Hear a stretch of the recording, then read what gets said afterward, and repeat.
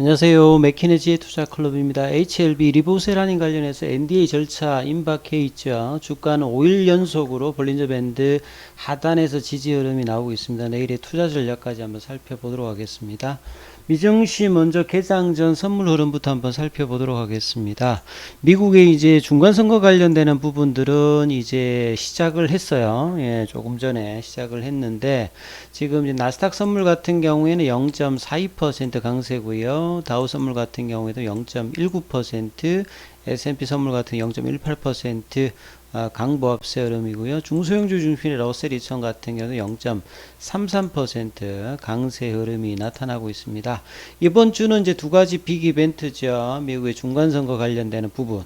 상원은 이제 전체 인원 중에서 한 35석 정도, 그리고 하원은 이제 뭐 전체 대부분인데요. 주지사와 더불어서 사실 이제 공화당이 이제 하원을 압승을 하고 이제 상원까지 영향을 미친다라고 하면 이 정시에서도 기존의 이제 뭐 이 신재생 에너지라든지 이런 어떤 재정 관련되는 부분보다는 이제 제약 바이오 쪽이라든지 특히나 이제 시장에서 기대하는 것은 민주당 정권 들어서 이 재정 관련되는 부분들이 많이 이제 시장이 이제 풀렸던 부분들, 이 부분들을 이제 뭐 감세와 더불어서 줄인다. 이런 측면이 인플레이션 관련되는 부분에서는 오히려 인플레이션의 어떤 피크아웃의 어떤 기대감을 시장에 줄 수 있는 호재로 일단은 받아들인 어떤 분위기예요. 그래서 지금 뭐 헤드라인에도 보면 이 선거 관련되는 부분들이 많이 나오고 있고요. 그 다음에 이제 지난 이제 60년 동안에 중간선거 이후에는 대부분 뭐 1년 동안에 보면 지수 관련으로는 대부분 좀 올랐습니다. 그래서 이번에도 어떨지는 모르겠습니다. 좀 시장 분위기는 우호적으로 일단 연준에도 이제 12월 달 FMC도 영향을 좀 미칠 수 있다. 결과에 따라서. 그리고 종목들도 영향이 이제 경기 민감주니까 최근에 이제 중국의 차이라던 이후에 민감주들의 흐름이 있었는데 이런 부분 연결고리로 좀 움직일 수 있다 이렇게 좀 봐야 되겠죠. 그리고 이제 마켓워치에 보면 이제 레드 웨이브 or 레드 리플이다 뭐 이런 이야기 있는데요. 이 공화당은 이제 전통적으로 이제 그 당 색깔이 이제 컬러가 이제 빨간색이죠. 민주당은 이제 파란색이고 그래서 크나큰 이제 상원 하원까지 다 이제 하는 웨이브가 나올 것이냐 아니면 리플 같이 잔물결이 될 것이냐 이런 부분들이 시장 전반에도 영향을 미칠 수 있다 이렇게 봐야 되겠죠. 오늘 이제 전반적으로 이제 이 발표된 어떤 경제 지표보다는 어떤 선거 관련되는 부분이 일단은 가장 중요하고 이 썸머 타임이 이제 해제됐기 때문에 우리 시간으로 이제 11시 반부터 이제 이 개장이 되고요. 그 다음에 이제 이번 주에 이제 연준 위원들의 연설들이 또 있습니다만 이 부분 이후에 이제 우리 시간으로 이제 10일 그러니까 목요일 이제 새벽 정도에 나오게 되는 이 물가지표 CPI 관련되는 부분들이 좀 어떻게 될까 이게 뭐 일단 주 후반에서 가장 중요하고 그 다음에 이제 이 중간선거 관련되는 부분에서 좀 시장은 좀 우호적으로 좀 반응을 좀 하고 있죠. 그래서 이제 오늘 같은 경우에도 보시게 되면 이 원달러 환율이 드디어 이제 1,400원 밑으로 내려왔습니다. 그래서 달러가 좀 약세가 된다는 부분들은 결국은 이 금리단에 영향을 줄 수 있는 인플레와 그 다음에 또 정치적인 부분, 그 12월 달에 최근에 이제 제롬 파월 연준 의장의 프런트 로딩 관련되는 부분들이 이제 다음 어떤 시즌2로 좀 바뀌면서 달러 강세들이 조금 약화되면서 시장에는 우호적인 어떤 수급들이 이제 개선이 되면서 오늘도 외국인 기관들이, 선물 쪽에서는 외국인 좀 매도를 했습니다만 우호적인 흐름들이 계속 이제 시장에서 이제 IT주 특히나 이제 뭐 삼성전자 중심으로 나오면서 전반적으로 상승 종목이 하락 종목 수를 압도하는 어떤 흐름의 어떤 시장 분위기들이 이어지고 있어요.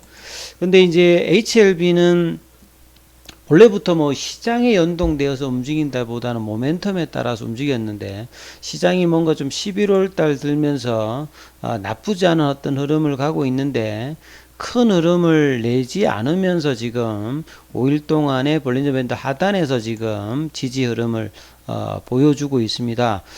수급의 흐름을 보시게 되면 오늘도 이제 프로그램 쪽에서는 조금 이제 매수가 좀 들어왔습니다만 공매도도 이제 전일 대비해서는 좀 줄기는 줄었습니다. 근데 이제 거래량이 작다 보니까요.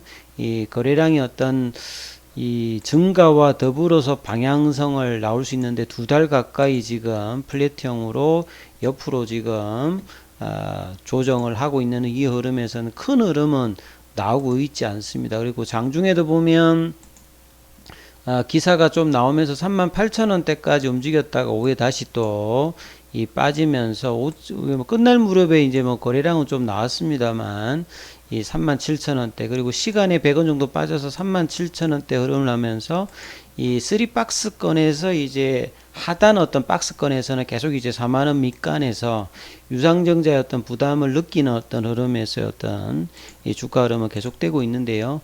오늘 뭐 기사 나온 걸 보게 되면 항서제약이 이제 파이로티닙이죠. 요것도 보면 이제 티로신키나제 억제제 형태의 일종으로 이 화학합성 이제 항암제라고 보시면 됩니다. 닙은 이 우리가 보통 이제 주사제가 아니라 이제 경구용으로 이제 먹는 거죠. 그래서 항서제약의 어떤 이제 신약 개발의 이제 주요한 어떤 부분인데요.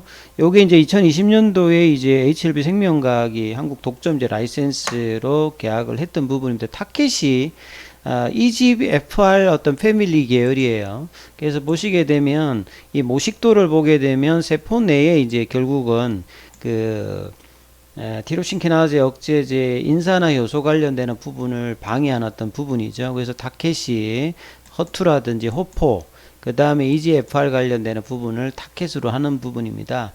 그래서 이제 중국 쪽에서는 이걸 가지고 이제 뭐 전이성 유방암이라든지 비소세포암 관련해서 유방암 쪽에서는 이제 정식 승인을 받았고요. 이 비소세포 폐암 관련해서는 글로벌 3상을 뭐 진행을 하고 있는데 국내에서도 HLB 생명과학이 항서제약과 이제 맺으면서 국내에서는 이제 비소세포암 관련되는 임상 3상 승인받아서 지금 임상을 진행 중이고 올해 7월 달에는 이제 카페시타민과 이제 병용요법까지 가교 임상 3상 시약처에 신청했죠. 무엇보다 뭐 좀 중요한 것은 결국 이제 다음 달에 HLB 입장에서 이제 선약남성과 관련되는 부분 NDA 절차를 진행할 일단 예정이고요. 세계적으로 지금 이제 허가된 치료제가 없는 상태니까 퍼스트 인 클래스를 노리는 최초의 항암제입니다. 그래서 이 부분을 위해서 지난달에 혁신 치료제 신청을 했고 여기 이제 60일 이내에 결정이 나거든요. 그래서 이게 빠르게 나면 뭐 11월 달, 12월 전에도 이제 결과가 나올 수가 있겠죠.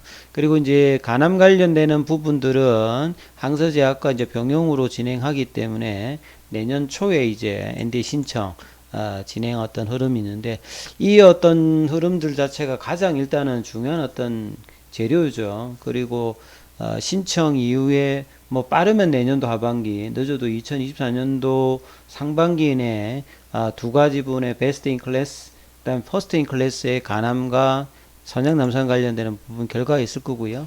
그 다음에 이제 11월 달에 이 이뮤노믹 테라피틱스의 교무세포종 관련되는 부분 이 데이터 발표도 이 학회에 있기 때문에 이런 재료가 있는데 사실 좀 거래량이 없으면서 안 가고 있는 게 사실 좀 답답한 어떤 주가 흐름이 있습니다만 요 부분들이 이제 중기적으로는 뭐 반영이 될 것이다 이렇게 보셔야 되겠죠.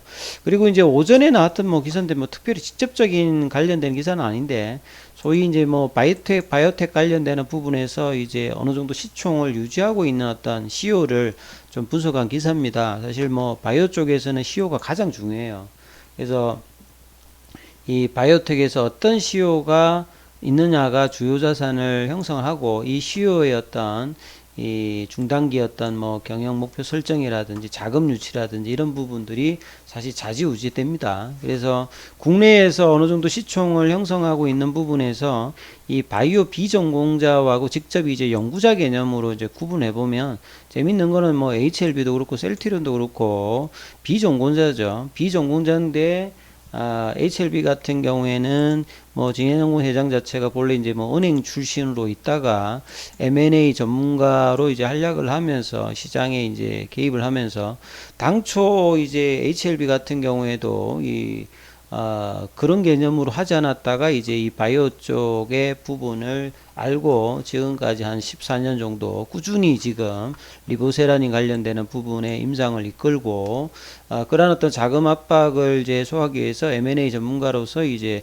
유상증자라든지 메자닌 자금을 이끌면서 지금 어째 전체적인 어떤 HLB 계열을 이 바이오 쪽 어떤 이제 수직 계열화로 만들어 가고 있죠. 그래서 본인뿐만 아니라 이제 금융권 출신의 뭐 김동건 대표를 또 영입을 해서 대표 체제를 각자 체제로 유지를 하고 있고, HLB 생명과학은 이제 또 남상우 대표나 이제 뭐 한영우 대표의 두 사람의 경영을 일임하고 있습니다. 아무튼 이 내년 내후년 정도 되면 그 동안의 어떤 결과를 이제 볼 수 있는 어떤 지점까지 기대감이 있기 때문에 이런 어떤 장기적인 어떤 이 모멘텀이 과연 이제 성공과 상용화까지 이어지면서 컨텀 점프가 될 수 있을지 요 기대감이 주가를 계속 이제 이끌고 있다 이렇게 봐야 되겠죠. 그래서 HLB 쪽에는 진양훈 회장이 뭐 법학 경제학, 예, 부산은행 쪽에 뭐 있다가 M&A 쪽으로 이제 시장에서 들어왔고, 나머지 뭐 대표도 요런 어떤 입장이죠.